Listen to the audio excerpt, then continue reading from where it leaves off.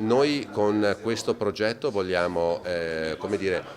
sancire un riconoscimento per quello che le generazioni passate hanno fatto per questo territorio, che è un territorio veramente unico, e nello stesso tempo condividere un percorso per proiettare questo territorio negli anni futuri, per le generazioni future, affinché possano veramente godere di un territorio qualificato, di un territorio sostenibile, di un territorio sano che veramente sia un gioiello per l'intera comunità mondiale. Qual è il futuro? Il futuro sta in quella eccedenza che ci consente di riconoscere in ogni cosa appunto materiale, determinata, finita,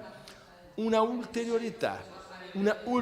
che da ultimo rinvia all'infinito, all'incondizionato, che se non riconosciamo nelle cose tutte, credo non incontreremo mai e avremo un rapporto con le cose mortifero, rigido, privo di chance. Il vino è una indicazione quindi per il nostro tempo quanto mai filosoficamente importante.